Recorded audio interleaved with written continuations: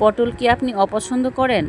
আজ পটলের এমন একটা ইউনিক নাস্তা বানিয়ে দেখাবো যা মুখে দিলে মিলিয়ে যাবে, আর বাড়ির সবাই পটল চেনার আগে প্লেট খালি করে দেবে। পটল দিয়ে যে এত মুচমুচে আর লোভনীয় একটা নাস্তা বানানো যায় তা কি কখনো আগে ভেবেছেন? একবার বানিয়ে খেলে চিপস কুরকুরে খাওয়া ভুলে যাবেন। রোজ রোজ একঘেয়েমি নাস্তা খেয়ে কি বোর হয়ে গিয়েছেন? চট জলদি পটল দিয়ে বানিয়ে নিন মুখে লেগে থাকার মতো একদম নতুন এ মুচমুচে নাস্তা। চলুন তাহলে দেরি না করে দেখে নেই আজকের এই ইউনিক নাস্তার রেসিপি।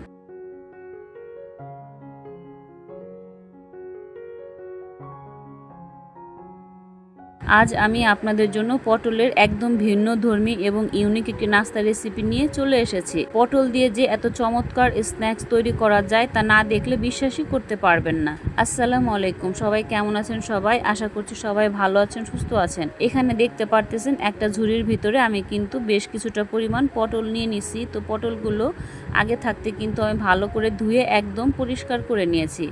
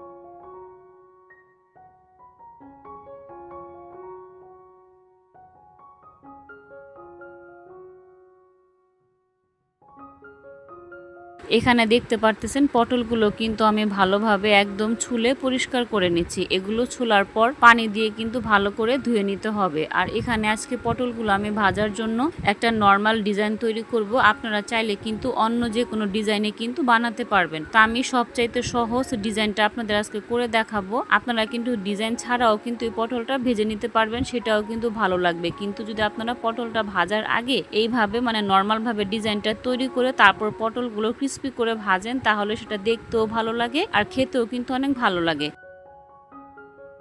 পটল মানেই কি শুধু তরকারি?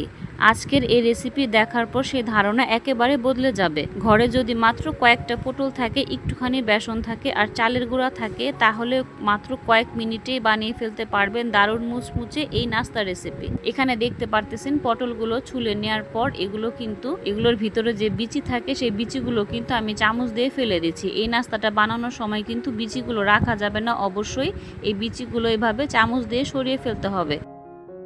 এখানে দেখতে পারতেছেন আমি কিন্তু খুব সহজভাবে পটলের বিচিগুলো পটল থেকে সরিয়ে নিচ্ছি। আপনারা কিন্তু পরবর্তীতে এই পটলের বিচিগুলো ফেলে দিবেন না।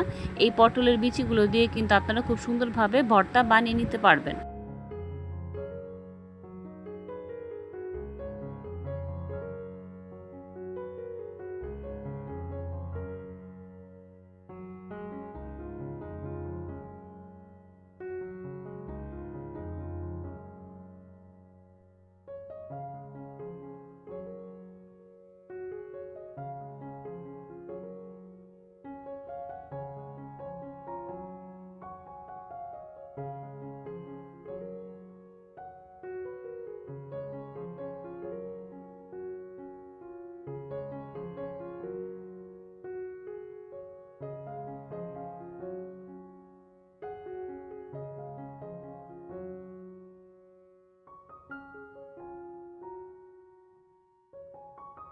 তো এখানে দেখেন সবগুলো পটল কিন্তু আমি ছুলে নিতেছি। আর এখানে দেখেন একটা গামলার ভিতরে বা বাটির ভিতরে বেশ কিছুটা পরিমাণ পানি নিছি। তো পানি দিয়ে পটলগুলো ভালো করে আমি একটু ধুয়ে নিচ্ছি। এইভাবে কিন্তু ভালো করে কিন্তু একটু ধুয়ে নিতে হবে। তো আমি কিভাবে করে ধুয়ে নিচ্ছি আপনারা একটু দেখে বুঝে নেবেন।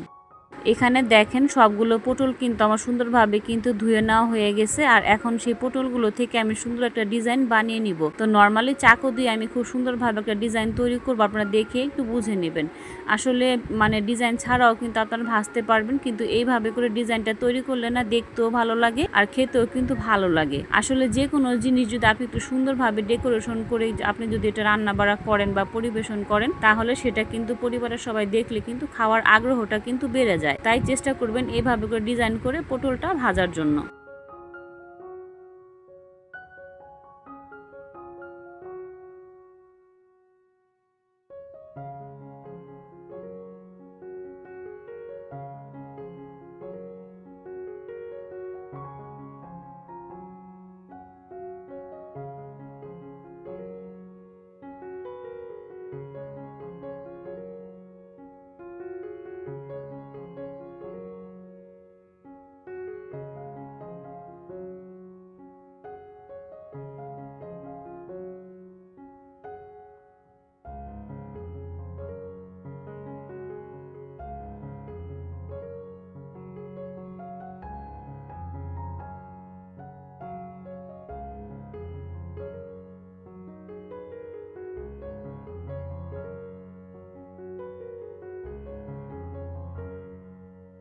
এখানে দেখেন সবগুলো পটল কিন্তু আমার কাটা হয়ে গেছে।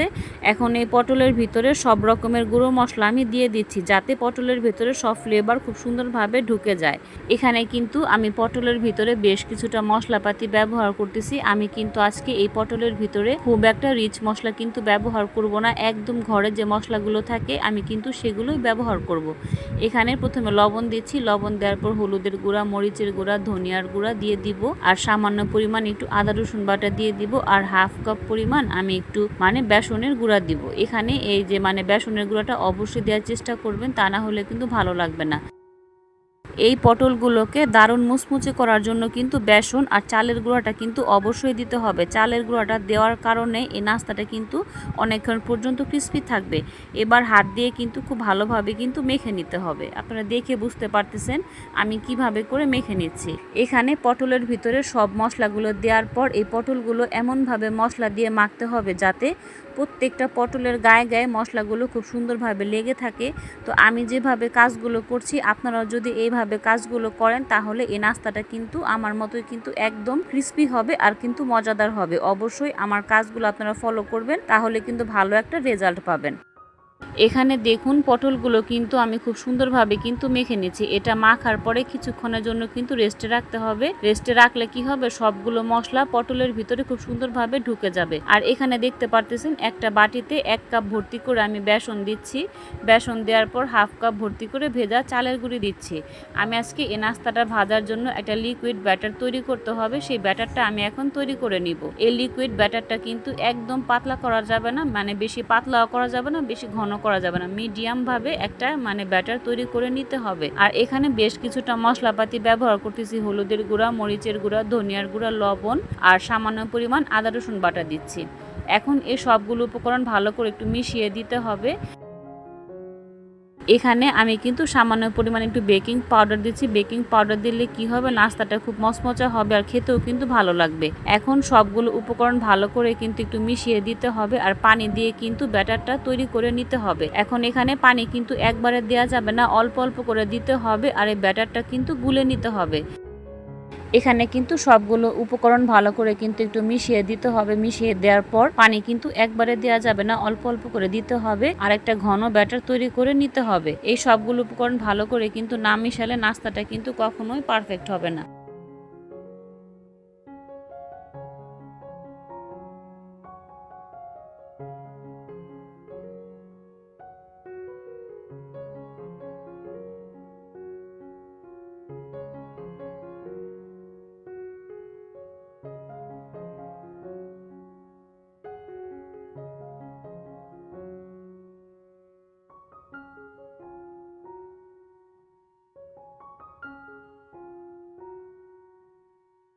দেখুন এখানে ব্যাটারটা কিন্তু আমি হাত দিয়ে ভালো করে গুলে নিচ্ছি। আমার কাছে মনে হচ্ছিল হাত দিয়ে যদি এটা আমি না গুলি তাহলে কিন্তু ব্যাটারটা সুন্দর হবে না, একদম মসৃণ হবে না। তাই আমি পরবর্তীতে হাতটা ভালো মতো ধুয়ে হাত দিয়ে ভালো করে ব্যাটারটা গুলে নিচ্ছি। এখন দেখেন আমার ব্যাটারের ঘনত্বটা কেমন হয়েছে, মাশাআল্লাহ খুব সুন্দর হয়েছে। মাখানো শেষ হয়ে গেলে ফ্রাই প্যানে পরিমাণ মতো সয়াবিন তেল দিয়ে এই পটলের নাস্তাগুলো একটা একটা করে মচমচা করে আমি ভেজে নিব। দেখে বুঝতে পারতেছেন নাস্তাগুলো কিন্তু আমি ডুবো তেলে ভেজে নিচ্ছি। এইভাবে করে সবগুলো নাস্তা আমি ভেজে নেব। আজকের রেসিপিটা আপনাদের কাছে কেমন লাগলো তা কিন্তু কমেন্ট করে জানাতে একদমই ভুলবেন না। আমি কিন্তু আপনাদের কমেন্টের অপেক্ষায় থাকবো। আপনাদের এক একটি সুন্দর মন্তব্য আমাকে নতুন নতুন রেসিপি তৈরি করতে দারুণ উৎসাহ দেয়। আর হ্যাঁ, যারা এতক্ষণ পর্যন্ত ধৈর্য ধরে আমার ভিডিওটি দেখছেন তাদের সবাইকে জানাই অসংখ্য ধন্যবাদ। আপনি যদি আজকে আমার চ্যানেলে নতুন হয়ে থাকেন তাহলে এরকম আরো মজাদার ইউনিক রেসিপি পেতে চাইলে এখনই চ্যানেলটি সাবস্ক্রাইব করে রাখুন। পাশে থাকা বেল বাটনটি অন করে দিবেন। বেল বাটনটি অন করে দিলে কি হবে, আমি যখন নিত্য নতুন কোনো রেসিপি দিব সবার আগে আপনাদের কাছে নোটিফিকেশন চলে যাবে। সুযোগ সময় করে আপনারা ভিডিওটা পরে দেখে নিতে পারবেন। এখানে দেখতে পারতেছেন নাস্তাগুলো কিন্তু আমি একদম গোল্ডেন ব্রাউন কালার করে ভেজে নিতেছি। আপনারা চাইলে আর একটু হালকা কালার বা গাঢ় কালার করে নিতে পারবেন। তো আপনারা আপনাদের ইচ্ছা অনুযায়ী কালারটা করে নেবেন। কিন্তু আমি এখানে নাস্তাগুলো একদম মচমচে করে ভেজে নিচ্ছি, তাহলে খেতে কিন্তু দারুণ লাগবে। পটল দিয়ে যে এত মজাদার একটা নাস্তা বানানো যায় এটা কিন্তু বাসায় না বানালে আপনি একদমই বিশ্বাস করতে পারবেন না। তাই আপনাদের কাছে আমার রিকোয়েস্ট থাকবে আপনারা একবার হলেও এই রেসিপিটা বাসায় ট্রাই করে দেখবেন। আর আপনাদেরটা কেমন হলো অবশ্যই আমার কমেন্ট বক্সে এসে কিন্তু জানাবেন। তেল ভালোভাবে গরম হয়ে গেলে মাঝারি আছে কিন্তু সবগুলো নাস্তা আমি ভেজে নেব। এ পর্যায়ে কিন্তু চুলার জাল কিন্তু বাড়ানো যাবে না। চুলার জাল বাড়িয়ে যদি আপনারা নাস্তাগুলো ভাজেন তাহলে কি হবে, নাস্তাগুলো কিন্তু বাইরে থেকে মচমচা হয়ে যাবে আর ভিতরে কিন্তু কাঁচা থেকে যাবে। এ পর্যায়ে কিন্তু মিডিয়াম হিটে সবগুলো নাস্তা সুন্দর করে কিন্তু সোনালি রং করে কিন্তু ভেজে নিতে হবে। দেখুন নাস্তাগুলো কিন্তু আমার সবগুলো ভাজা হয়ে গেছে। দেখতে কিন্তু অনেকটা লোভনীয় লাগছে, তাই না? এটা দেখতে যেমন সুন্দর, খেতেও কিন্তু তার চাইতেও দ্বিগুণ পরিমাণে স্বাদ হবে। আপনারা একবার হলেও এই রেসিপিটা বাসায় ট্রাই করে দেখবেন, ইনশাল্লাহ আপনারা কখনো নিরাশ হবেন না। দেখুন নাস্তাগুলো কিন্তু আমার কতটা লোভনীয় লাগছে, মাশাআল্লাহ। নাস্তাগুলো দেখতে কিন্তু অনেক সুন্দর হয়েছে, তাই না? দেখুন তৈরি হয়ে গেল আমাদের গরম গরম মুচমুচে পটলের ইউনিক নাস্তা। বিকেলের চায়ের আড্ডা ঝটপট বানানোর জন্য এই নাস্তাটা কিন্তু একদম পারফেক্ট। রেসিপিটি কেমন লাগলো অবশ্যই কমেন্ট করে জানাবেন। ভালো লাগলে লাইক, শেয়ার, চ্যানেলটি সাবস্ক্রাইব করতে একদমই ভুলবেন না কিন্তু। তো বন্ধুরা, বলতে বলতে আসলে অনেকগুলো কথাই বলে ফেললাম। আজকে এ পর্যন্তই, আবার দেখা হবে নতুন কোনো রেসিপিতে।